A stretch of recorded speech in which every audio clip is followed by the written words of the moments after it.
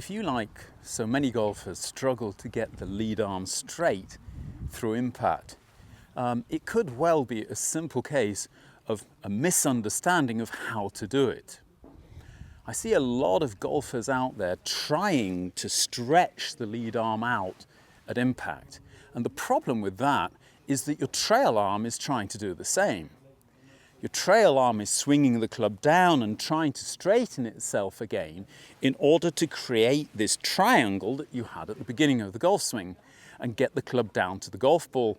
If the lead arm starts doing that as well, you're going to hit into the ground. And if you hit into the ground often enough, you're going to have a new idea and start pulling the club to yourself, whether it be intentionally or intuitively, to stop yourself hitting the ground, and you'll start topping it.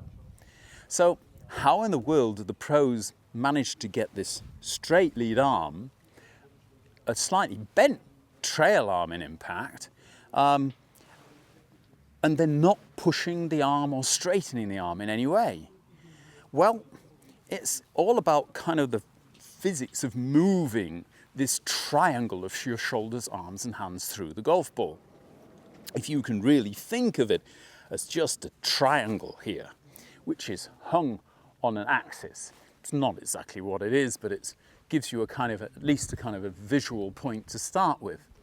If you were wanting to move this triangle, now obviously you could kind of start down here and swing it right and left, and because it's hanging on an axis up here, it would actually move the triangle. But if you want the triangle to kind of move itself, and you were saying, well, where do I apply a force in order to get it to do that? You would apply a force down the lead side in order to move the triangle to the right in this case, and down the trail side to move it to the left. That means in the case of the backswing, you're quite right to be trying to stretch the lead side. But in the downswing, you should be almost trying to stretch the trail side. Fortunately, in physics, wherever there's a yin, there's a yang, which means that the triangle is remaining a triangle, not because we're pushing away with both sides, because were we to push away with both sides, the triangle wouldn't move right or left. But as we push with the lead side, we pull up with the trail side. And as we push down with the trail side, we pull up with the lead side.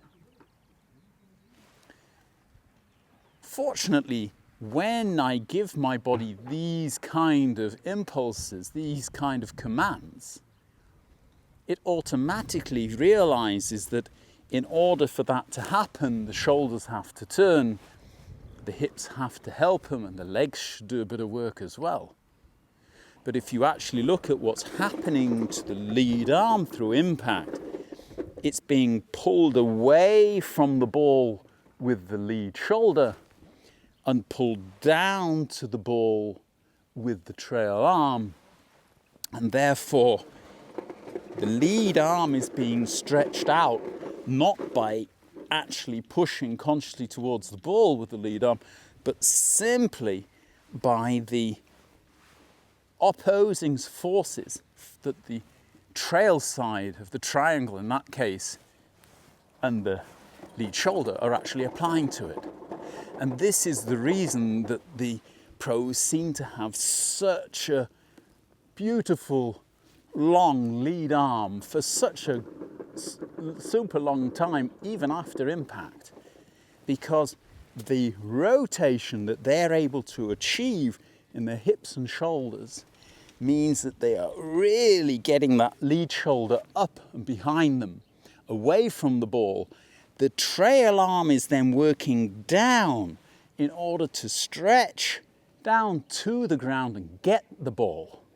And this is giving them this beautiful, long, straight lead arm at impact.